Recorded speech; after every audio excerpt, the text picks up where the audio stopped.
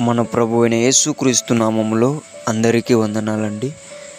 ఈరోజు దేవుని మాటలు ప్రసంగి గ్రంథము 3వ అధ్యాయము 13వ వచనం. మరియు ప్రతివాడు అన్నపానములు పుచ్చుకొంటిని కొనుచు తన కష్టార్జితం వలన సుఖం అనుభవించుట దేవుడిచ్చు బహుమానమే అని తెలుసుకుంటుని. ఈరోజు మనము చాలా బహుమానాలు కోరుకుంటూ ఉంటాం, కానీ మనకు తెలియాల్సిన గొప్ప బహుమానాలు ఏంటంటే ఇక్కడ చెప్తున్నాడు, మనము అన్నపానములు పుచ్చుకోవడం ఒక బహుమానం. ప్రతిరోజు మనం తినగలుగుతున్నామంటే అది దేవుడిచ్చే గొప్ప బహుమానం.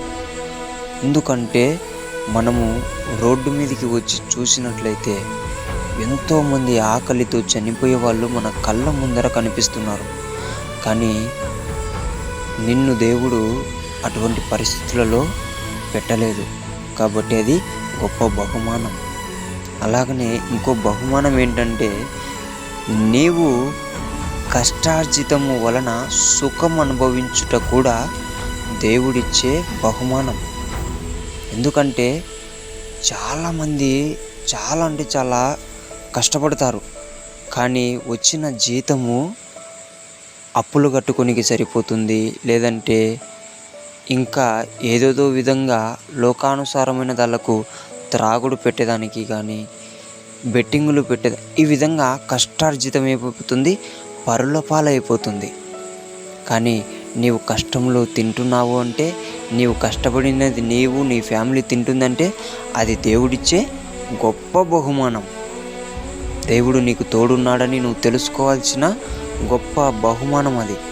అందుకే ప్రతి దేవుని బిడ్డ తెలుసుకోవాల్సిన విషయం ఏంటంటే, ఏదో దేవుడు మనకు గొప్ప బహుమానం ఇవ్వాలి అనుకోవడం కాదు, కానీ దేవుడు నీకు 3 పూట్ల తిండి దొరుకుతుంది అంటే అది గొప్ప బహుమానం అని నువ్వు దేవుని స్తుతించడం నేర్చుకో.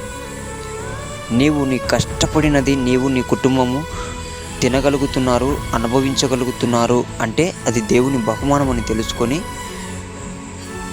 ఎక్కువ అధికమైన ఆశ పెట్టుకోకుండా ఇచ్చిన దాన్ని బట్టి దేవుణ్ణి స్తుతించాలని మీ అందరికీ దేవుని పేట మనవి చేసుకుంటున్నాను. కష్టార్జితము నీవు నీ ఫ్యామిలీ తినాలి. నీవు 3 పూట్ల భోజనంతో తృప్తి చెందుతూ ఉండాలి. నీవు ధన్యుడవు, నీవు బహుమానం దేవుని నుంచి పొందుకున్న వ్యక్తివి. ఇటువంటి బిడ్డలు చాలా తక్కువ ఉంటారు. ఎంతోమంది కష్టార్జితం పరుల పాలవుతున్నారు, వారి గురించి కూడా మీరు ప్రార్థించండి.